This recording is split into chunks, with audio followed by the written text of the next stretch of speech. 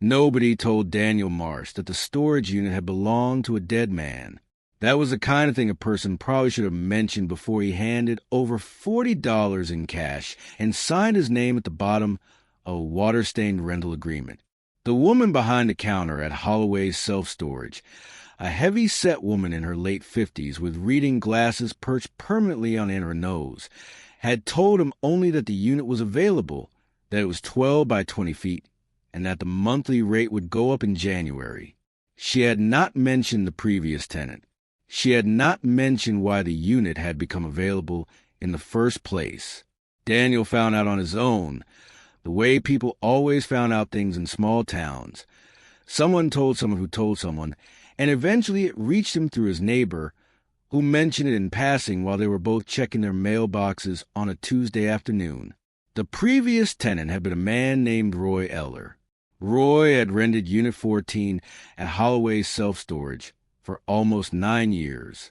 He had died in February, alone in his apartment on the other side of Grover's Mill, Georgia, a town of about 3,000 people that smelled like pine resin and red clay, and the particular stillness of places that had been slowly emptying out for decades. The cause of death, according to the county records that Daniel's neighbor had somehow gotten hold of, was cardiac arrest. Roy Eller had been 41 years old. Daniel was 38. He noted the age difference with the abstract discomfort of a man who had recently started paying attention to such things. And then he put out his mind, because he had a storage unit to fill and a life to rearrange, and the dead man's previous occupation of the space was not his problem. He moved his boxes in on a Saturday. He drove back home. He didn't think about Unit 14 again for almost 2 weeks. The reason he had rented the unit in the first place was a divorce. Not dramatic, not contentious. Just a quiet grinding down of two people who had once wanted the same things and had arrived, 7 years later, at the mutual and exhausted conclusion that they no longer did. His wife, his ex-wife now, a word that still felt foreign in his mouth, had kept the house. He had kept the car, the dog, a medium-sized collection of jazz records he never actually played, and a low-grade persistent sadness that he was working on. He was renting a 2-bedroom apartment on the edge of town. He was a high school history teacher. He was fine. He told himself this often enough that it had started to sound like a fact. The recorder was in the back corner of the unit, behind a tower of boxes he had never gotten around to unpacking. He found it on a Wednesday evening in early March when he went to retrieve his camping equipment for a weekend trip.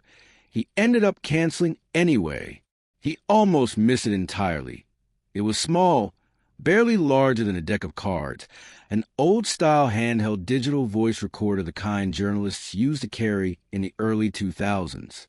It was sitting on the concrete floor, propped against the wall, as if it had been set there deliberately. He picked it up.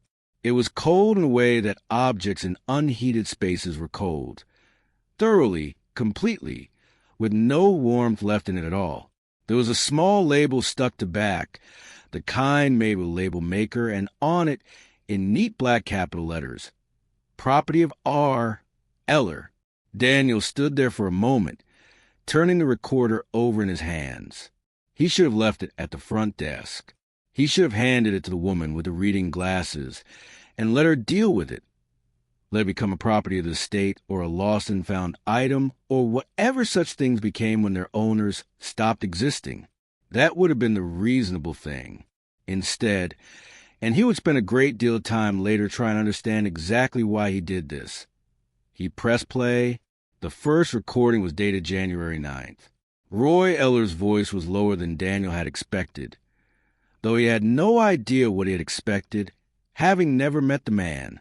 It was a deliberate voice, careful with words, the voice of someone who chose what they said rather than simply saying it. January 9th, testing. This is Roy Eller, Unit 14, Holloway's self-storage. I'm starting these recordings because I want a record. I need someone to know what's been happening. Even if I don't know yet what that is, I'll try to be specific. I'll try to be clear. I don't want to sound crazy. I know how this sounds, but I've been going back and forth on it for 3 weeks now, and I've decided I'd rather have a record and be wrong than not have one and be right. A pause. The sound of breathing. Okay, so it started in December. The sounds. Daniel sat down on one of his boxes and kept listening. There were 47 recordings on the device. The earliest was dated December 28th of the previous year. The most recent was dated February 3rd. Roy Eller had died on February 11th. There was a gap of 8 days between the last recording and his death, and Daniel noticed this in the way you notice something without quite wanting to acknowledge what it implies. He did not listen to all 47 recordings that night. He listened to 11 of them. Sitting on a box in Unit 14 with the concrete cold beneath his feet and the fluorescent light buzzing overhead and the Georgia dark pressing against the thin metal door he had left slightly ajar. Then he went home, made himself dinner, and sat at his kitchen table for a long time thinking about nothing at all. He went back the next evening. He listened to 12 more. Roy Eller had been, by his own account, a careful and skeptical man. He had worked for 15 years as a land surveyor, a profession that had trained him to measure things precisely and to distrust anything that could not be measured. He was not religious. He did not believe in the supernatural. He said all of this in his early recordings with the same flat matter-of-factness that he applied to everything else, as if establishing his own credibility for whoever might eventually listen. The sounds, he said, had begun in December, not in his apartment, in the storage unit. He visited Unit 14 regularly, he explained, because he used it as a kind of secondary workspace. He kept equipment there, project files, a folding table, and a portable lamp. He spent time there. He knew what the unit sounded like. What the unit had begun to sound like in December was different. December 28th. The sound is, okay, I've thought about how to describe this. It's like someone whispering, but not quite. More like the shape of whispering without any actual words. Like if you held a recording of someone whispering and slowed it down until the words came apart. It comes from the back wall, the right corner. I've checked the adjacent unit. Unit 13 is vacant. I've checked with the office. No one has rented it in months. There is no one on the other side of that wall. Daniel listened to the December recordings twice. He told himself he was listening for signs that Roy Eller had been mentally unstable, for flights of logic, for paranoid spiraling, for the particular cadence of mind that had come loose from its moorings. He wanted to find those signs. He wanted a clean explanation. He didn't find one. Roy's voice stayed level throughout December. He described what he was experiencing with the precision of a man filing a survey report. Dates, times, durations, exact locations within the unit, attempts to identify alternative explanations. He had recorded audio of the sound on 3 separate occasions. He played the recordings back during his narration, holding the recorder toward his phone or toward whatever device he was using to capture the ambient audio. Daniel heard it. It was not whispering. It was not quite anything he had a word for. It was a sound that seemed to exist at the edge of a frequency he could process, something that his brain kept trying to resolve into language and couldn't quite manage. Listening to it was like being on the verge of understanding something, and then having the understanding pulled back before it arrived. He played those sections back 4 times. Then he put the recorder in his jacket pocket, locked up the unit, and drove home with every light in the car on. January brought escalation. Roy's voice in the January recordings was the same, steady, deliberate, methodical, but there was something underneath it now that hadn't been there in December. Not fear exactly. Something more like the quiet adaptation of a man who had decided that fear was not a useful response and had rearranged his emotional landscape accordingly. Something had changed, and he had changed around it. January 14th. The sound is closer now. It used to be localized to the back corner. Now it moves. I mean that literally. I can track it along the wall. It goes from right to left, slowly. I've started timing it. It takes approximately 4 minutes to traverse the full back wall. Then it stops. It starts again from the right. It has done this every time I've been here in the last 2 weeks. Every single time. Without variation. I want to be clear about something. I don't think there is a rational explanation for this. I thought there was one for a long time. I've ruled out HVAC systems, adjacent unit activity, structural settling, acoustics from the road, animal activity in the roof space. I've ruled them out methodically. I'm not being careless. I'm being careful. I've been careful my whole life. A long pause. Something is in that wall. On February 1st, Roy Eller began addressing his recordings directly to whoever might be listening to them. This was the detail that stayed with Daniel longer than any other. The specific, deliberate shift in the recordings from the detached third-person narration of a man documenting for an unknown future audience to the direct and unambiguous second-person address of a man who had either given pretending or had finally understood something he wished he hadn't. February 1st. Okay, I'm going to stop talking like I'm writing a report. If you're listening to this, you're in the unit. You found this the same way I would have found it, by being in the wrong place at the wrong time, or the right place, depending on how you want to think about it. Here is what I need you to understand. It knows when someone is here. I don't know how. It responds to presence. December, it was one sound. January, it moved. I started coming every day in January. By the third week, it had changed. The sound changed. It started trying to do something with the sound, like it was learning, like it was listening to me talk and learning from it. Last week it said my name.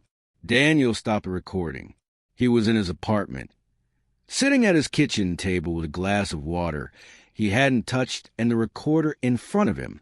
It was 11:30 at night, and the apartment was very quiet, and the glass of water had been sitting there long enough to develop a ring of condensation on the table. He sat for a long time without doing anything. Then he pressed play. I know how that sounds. I know exactly how that sounds. I'm not the kind of person who hears voices.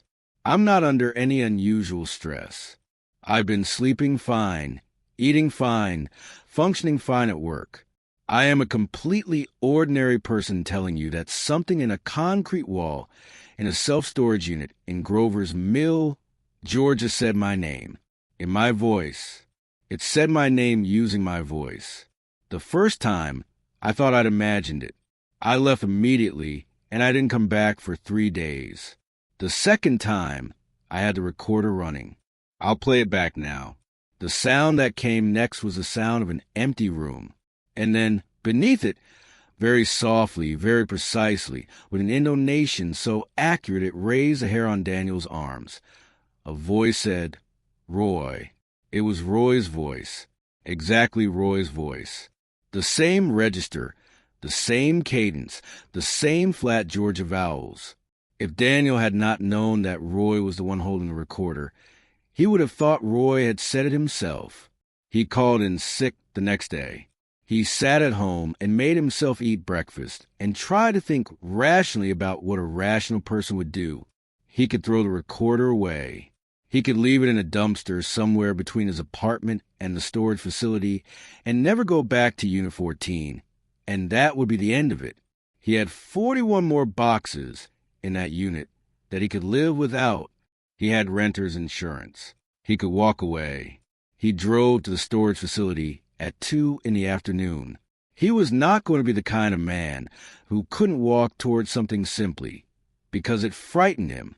He had made that decision about himself a long time ago, and he was not willing to revise it now. He unlocked Unit 14, rolled up the door, and stood in the entrance looking at the back wall. The unit smelled like concrete and cold air and something else, something faintly organic, like turned earth, like something that had been sealed for a long time in a small space. He pressed play on the final recording, February 3rd. Okay, so last night it said something new. Not my name this time. A sentence. 6 words.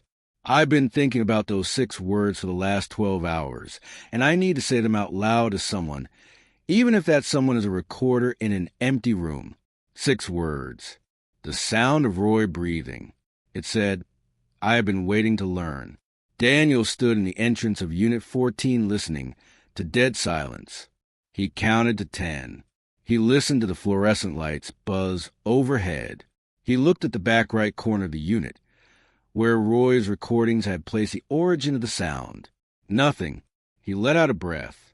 He took a step inside, and from the back right corner of the concrete wall, slowly, traversing from right to left with the deliberate pace of something that had been doing this for a very long time, came a sound, not whispering, not quite, something that existed at the edge of language, something his brain kept reaching for and not quite grasping, something that seemed to be in the process of becoming more than it was, a sound that, if you listened to it long enough, if you came back to it day after day after day, if you brought your voice and your name and your specific and unrepeatable way of speaking into the same enclosed space over and over again, Daniel took a step back. He thought about Roy Eller, 41 years old, alone in his apartment, dying a heart attack that the county had logged and moved on from. He thought about the gap between February 3rd and February 11th. 8 days with no recordings. 8 days during which Roy had either stopped coming, or had stopped being able to make recordings, or had found something on the other side of that silence that he hadn't known how to document. He thought about the 6 words. I have been waiting to learn. He thought about what something like that might do once it had learned enough. Once it had someone's name, someone's voice, someone's specific and unrepeatable patterns of speech and breathing, and the exact sound of footsteps on concrete. Once it had practiced long enough, in the dark between visits. Once it wasn't trying anymore, once it had simply arrived at fluency. He thought about what it might do with that fluency. He thought about who it might call. Daniel left the unit. He locked the door. He walked to the front office and found the woman with the reading glasses, and he told her he was terminating his rental agreement effective immediately, and that he understood he was forfeiting the current month's payment, and that this was fine. She looked at him over her glasses in a way that suggested this was not the first time this had happened. He drove home. He put the recorder in a kitchen drawer. He made dinner. He watched television without registering a single frame of it. He went to bed at 10, which was earlier than he usually slept because he was very tired in a way that had nothing to do with his body. He fell asleep faster than he expected. At 2:14 in the morning, his phone rang. Unknown number. He stared at the ceiling for 4 rings. 5, 6. He picked up. Nothing on the other end. Not silence. Something more specific than silence. The quality of an enclosed space. Concrete and cold air and something organic underneath. The particular ambient texture of a room he had spent the last 2 weeks learning to recognize. And then a voice. His voice. Exactly his voice. The same register. The same flat Midwestern vowels he had never managed to shake. The same rhythm he had when he was being careful with his words. Himself played back to himself with an accuracy that was either perfect or something beyond perfect. It said his name. Daniel. He did not hang up. He should have hung up. He would spend a long time afterward being unable to explain why he didn't hang up, other than the fact that some part of him, the part that had decided a long time ago that he was not the kind of man who walked away from things that frightened him, some part of him needed to know what it would say next. A pause, long and considered. The pause of something that had learned from a careful man how to take its time with words. And then, I have been waiting to learn your name. The line went dead. Daniel lay in the dark with the phone on his chest and his heart doing something complicated in his sternum, and he stared at the ceiling, and he waited for something else to happen. Nothing did. He lay there until the room began to lighten, and then he got up and made coffee and stood at his kitchen window watching the morning coming over the rooftops, and he did not take his phone out of the drawer where he had put after he hung up, and he did not check if the unknown number had left a voicemail. He didn't check for 6 days. When he finally did, there was no voicemail. There was also no record of the call in his phone log. No missed call. No unknown number. No 2:14 a.m. Nothing. As if the call had been made from somewhere that did not register in the ordinary accounting of things. As if it had come from a place that existed just outside the normal range of what his phone could see or what anything could see. He put the recorder back in the drawer and closed it. He thought about Unit 14. He thought about what was still in there, his boxes, his camping equipment, his unplayed jazz records. He thought about whether the thing in the wall knew the unit was empty now, whether it had noticed his absence, whether absence meant anything to something that had been present and patient for longer than anyone had been counting. He thought about what it might be learning in the dark. He thought about what it might be practicing. 2 months later, Daniel transferred schools and moved to a city 4 hours north. He told the administration it was a personal matter. He told his neighbor, who asked that he needed a change of scenery. He told his therapist he had started seeing a therapist in March, that he was feeling better and wanted a fresh start, and both of those things were true in a way that partial truths were true. He left the recorder in the kitchen drawer of the apartment. When he moved out, he left it deliberately. He wiped it clean of his fingerprints with the hem of his shirt, which he recognized even as he was doing it as a thing that made no rational sense, and he left on the kitchen counter where the next tenant would find it. He thought about leaving a note. He didn't. He drove north on a Tuesday morning with his dog in the passenger seat and his jazz records in the back, and the particular lightness of a person who has put something behind them so completely that they cannot quite remember the weight of it. At 2:14 the following morning, his new phone, the one he had bought in April, with a new number, registered to a new address, rang once. He was awake. He had been awake for an hour. He looked at the screen. Unknown number. He set the phone face down on a nightstand and lay very still in the unfamiliar dark of a new city and listened to his own breathing, which was the steadiest sound in the room. After a while, the breathing was not the only sound. From somewhere, not the phone, not the walls, not anywhere it could locate with any precision, came the quiet, deliberate, unhurried sound of something learning. It had all the time in the world, and now it had his voice. The storage unit on Holloway Road was rear-ended 3 weeks after Daniel Marsh vacated it. The new tenant was a woman named Patricia Ozer. She worked nights and used the unit to store her painting supplies and finished canvases. She described herself to anyone who asked as a practical person. She lasted 11 days. If you have a strange experience or a story you can't explain, leave it in the comments below. And if you enjoyed this story, make sure to like the video and subscribe to the channel. There are many more stories waiting to be told. Until the next video, stay safe.